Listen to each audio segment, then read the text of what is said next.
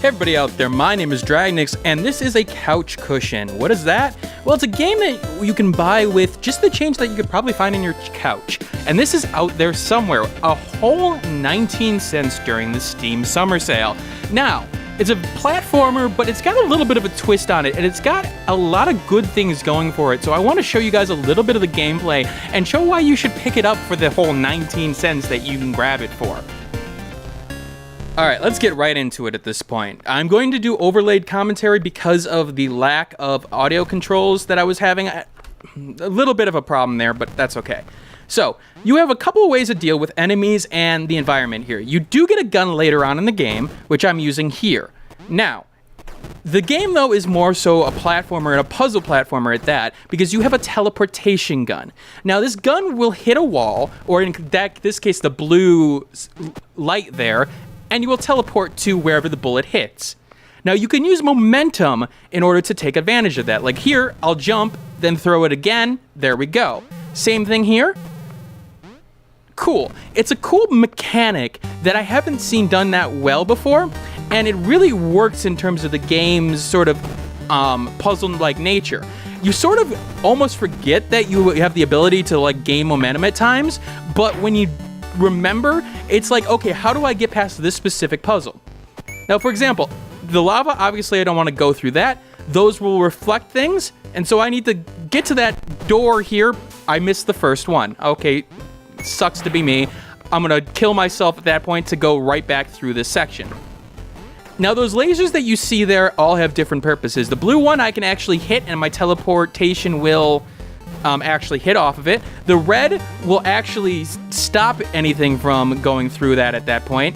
And then there's a green one which will sort of travel with it at that point. All right, we're gonna go back down here at this point, go through, and I'm gonna try to time this correctly. I'm actually gonna force that first and then jump, hit, and there we go. So a lot of your puzzle solving abilities have to deal with that. This is the first time that you find the green beams, which your bullet will travel across and up on. So I'm sitting here going, okay, there we go. So it all comes down to timing in terms of throwing your bullet at that point. Here I need to actually throw my bullet while I'm falling down, and then thus, darn it. So it is one of those situations where you have to be very good with your timing and be very wary of how your bullets travel and how you travel specifically. See there? Okay, there we go. Hit the portion. Okay, I'm in the lava.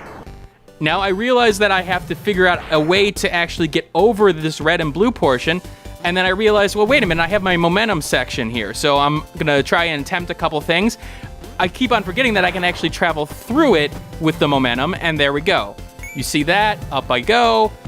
It's a cool mechanic in its own right. Now, I do actually like the visuals. I like the character models in particular. They feel very stylized, but very unique in some retrospects. I don't necessarily think that, okay, a lot of sci-fi portions are going to have a lot of the same enemies or enemy types, just because, there's some cliches, tropes, things like that. But this one felt a little bit different than everything else, honestly. I mean, just the designs, there's a toonish aspect to it, but that toonish aspect really works for me. All right, trying to get the right timing here, and there we go. Now I realize that I have to actually shoot that portion in like 2 seconds. There we go. So you do get more abilities as you go along. I've only played about an hour and a half, 2 hours of the game, but I've already thought it's been worth it at this point.